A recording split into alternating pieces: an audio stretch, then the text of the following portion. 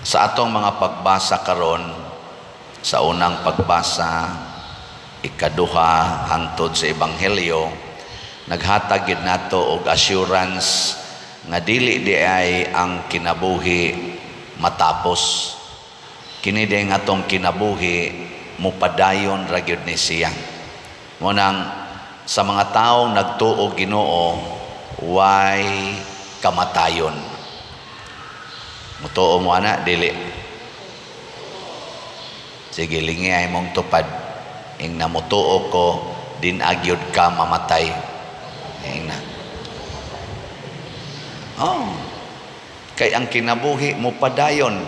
Tanawa si Kristo mismo ningon mag-andam ko lawak dito sa balay sa akong amahan aron bisan asa ako atua usab kamo. Sa ato pa kay wa man mamatay si Kristo, nya ingon man siya bisag asa siya tua sabta, di gid ta mamatay.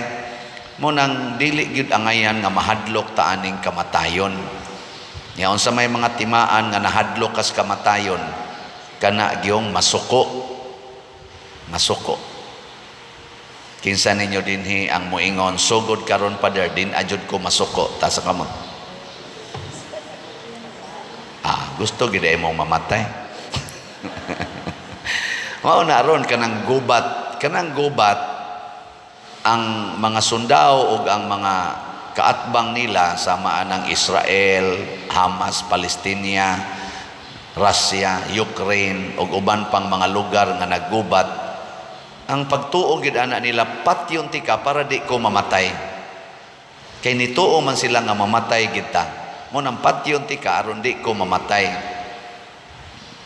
Pero sa atong pagbuhat ana nga patyon nato ato isig katao para secured ta na matay na hinuon ta.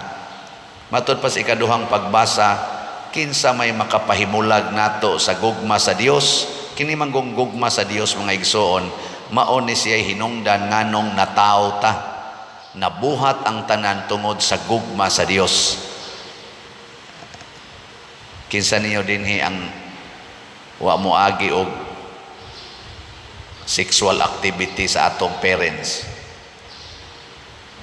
Na kanang ni ditso lang sama ni Hesus nga ni ditso lang og ka umol sa tiyan sa inahan. Wa oy nya 99% sa naghimo nato naghigugmaay gito sila. Nga mag-sex kagwa kakahigugma siya gi-rape man pader o mo bitang 99%, 1% ra tingali tong gi-rape. Siya nga nung gi-rape man ka, nikuyog man ko sa akong uyab niya, di man ko gusto mag-sex may niya, iya man kong gi-rape. Rape nga ni pahimutang sa gato. Nikuyog man ka. Nga magnagbugno mo dito. Akan nating gi-rape sa usahay uyuan, usahay amahan, stepfather, o kana. Pero tagsara man sa gayo mabuntis ana. Wa man gyud kayo. Mao lagi na ingon ko 99% bunga gid ta sa paghigugmaay. Kay lagi ang kinabuhi hinatag sa gugma sa Dios. Apan ang atong pagkahadlok sa kamatayon, ang atong dili pagtuo nga kita dili na mamatay, mao'y hinungdan nga makasala ta. Nya nangutana si San Pablo, kinsa may makapahimulag nato sa Dios? Dili ang kamatayon, dili ang kagutom, dili ang mga gahom nga espirituhanon o yutanon, dili ang mga butang nga namugna karon ug ang umaabot sa maani mga satellite.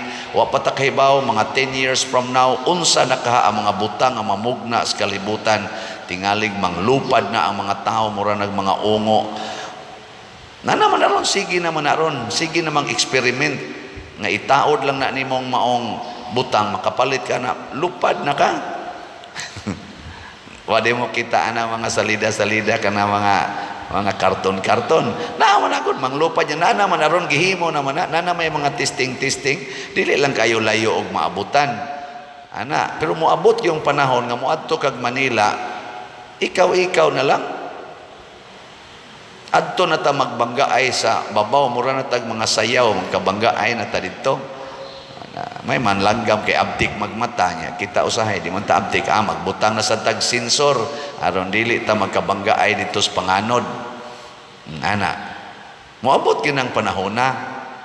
Nya moabot na sa nang panahon nga ako diri ron gasulti. Pwede ra gyud og sa usa lang ka click sa kamot, pwede na kong tuwa dito sa may woodlands. Ana ba? Kay mga pangandoy mo na sa tao nga dinhis kalibutan. Nya naay paagi ana nga makabot na siya. Pangandoy ra man kunas tao god nga makalabang tas dagat, makalakaw tas tubig o tanawa karon dagko kay mga barko kargahan pagdaghan kay mga sakyanan. Mulutaw mas tubig. Pangandoy man anato nga makatabok ta ng hangin o karon o porting dagko as eroplano magdapa ng mga bomba perti pangkusuga manglupad na sa hangin. Pangandoy ra man nga moadto tag buwan, moadto tag laing planeta karon ngadtunganhi naman lang ang mga astronauts. Di ba? Kamo wa di mo mangandoy nga dili nanta mo maglakaw ngadto. Init kay istanan. Ngandoy ta na mo abot gina siya. Pero dili na gyapon rason nga mahimulag tas Ginoo. Unsa may makapahimulag natos Ginoo? Ang atong gugma niining kalibutana, niining kinabuhia.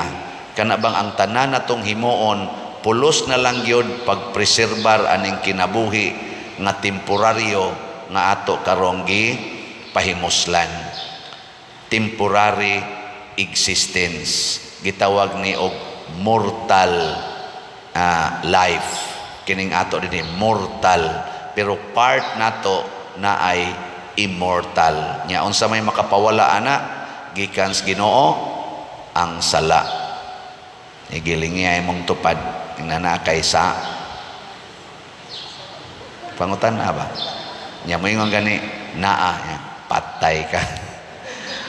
Mahimulag naman tas Ginoo. Nya ang Ginoo may dalan padong sa langit. Siya I am the way. Matod pa niya dire. I am the way, the truth, and the life.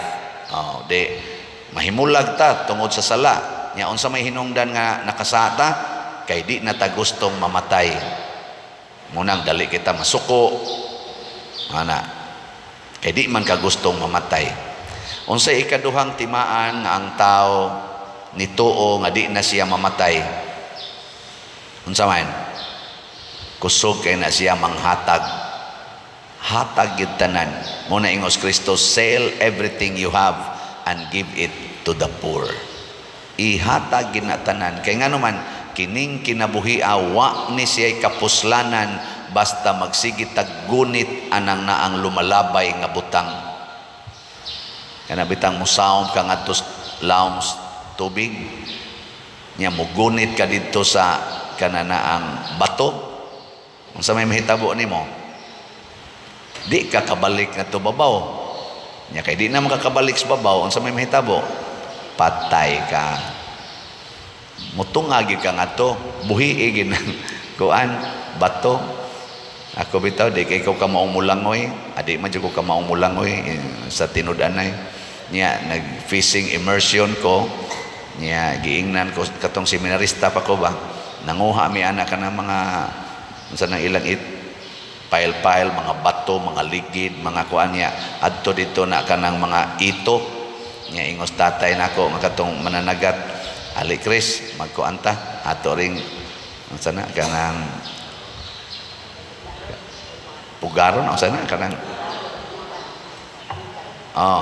ana butangan nga to kanang net.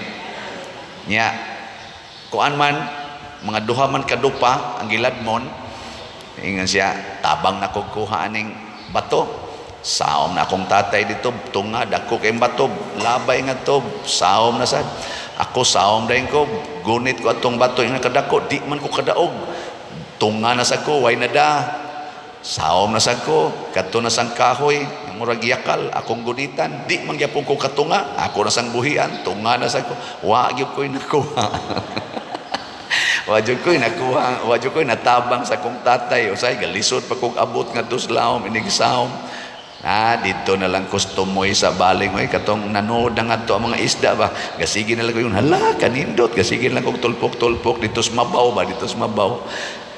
Katawa lang akong tatay. Pasabot, di jud ko ka tunga kung mugunit ko. Munang di sa takaabot og langit kung manggunit ta din his kalibutan. Practice kita og detachment. Buhii gid na ang naa din his kalibutan. Kanang imong bana, kanang imong asawa, imong ginikanan, anak, balay, kwarta, gahom, buhii gid na aron tama langit. Sige, katulong lingi sa imong tupad. Ing na siya sugod karon mamuhi na ta. Ing na. Ing na di na ta magsigig kupot aning as kalibutan kay di ta katunga. Di ta katunga patay ta, malumos ta dinhi. Mamuhi na ta. Unsa may resulta sa mga namuhi na malit og slots.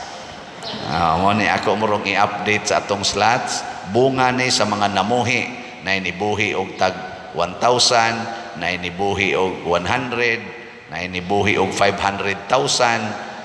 So sa atong holy pads para sa retreat sa mga pari, ang atong halin niabot nag 88,780 ka slots, na apay 11,220 ka slots nga available. Atong pakpakan ang namalit niini. Tag 100 pesos rani. O nang namuhi sila 100, na 300, na 1,000, nasay tag 3,000 kay naamantaan ni 30 slot challenge tag 3,000 na nasa tay nadawat nga 881 ka 30 slot challenge. Namuhi sila og 3,000. Nya karon ra ni kutob November 7. So pila na lang ka adlaw, 5 na lang. Nya napay 11,220 sa inyong paminaw. Mahurot ni natog palit. Hurot ni kamo no. Og di mahurot sa 7, ilahos na to 9. Kay na pa may 9, November 7 to 9 man. Pero nindot gyud unta November 6 gani, mahurot na ni. Nindot kaayo karong Lunes ba. Kutob karong Domingo ato ning hotdog palit ha. Kay makatabang nis mga pari. Nya ang pagampo sa mga pari samtang mag-retreat mao ni moisa sa atong kalag padung adto sa langit. Masuod tas Ginoo. Matod pa diri sa ikaduhang pagbasa, kung ang Ginoo nagpakamatay nato nga mga makasasala, unsa nakaha karon nga suod na tas Ginoo, iya na gitang pakamat. Insa na iya na gitang luwason, dili kita niya balibaran. Kay iya manganitang giluwas kadtong makasasala pata, samot na gidron nga nakigsuod na taniya. Nya ang pagpalit og slots para sa simbahan makapahimo natong suod sa Ginoo. Ang sa ato sang sitiyo para sa nis akong birthday katong manghatag tag bugas sa 3,600 ka mga pamilya, nya mo paayo sa tag mga 60 ka gubaon kaing balay dinis atong parokya na nasa tay halin sa sitiyo nga 5,147 pero napay 34,853 ka slots nga available. So ato sang pakpakan ang namalit og sitiyo. Salamat kaayo. Ang ato sang DSAP ni-increase ang atong actual cash nga nadawat, niabot nag 74 ka slots, nya 21 slots pa ang wap amarimit nato. Pero wala pay additional nga pledges or additional slot nga nahalin, na apay 45 slot nga available, tag 500,000 per slot. Unsa may atong himuon, mupadayon lang kita pagpamuhi aning mga butang sa kalibutan aron di ta mosangko sa kamatayon nga way katapusan. Nya karon sad open na sad akong GCash, pwede na sad mo makasulod ani. Pero basi kutob ra ni mga 10 days or mga less than 10 days, mapuno na sad ni 500,000 raman. Nya kanisang atong YouTube channel Padresiano Ubod nakadawat na po taanig mga 143,000 pesos atong buwan sa Septembre. Mga tao gyapon ni nga nibuhi silang kwarta. Ano na sa mga scammer. Ay, likay-likay lang sa tanang scammer. Ang Ginoo diri sa atong salmo nagpahinomdom ang Ginoo maayo og maluluyon. Yes, daghantag mga sala.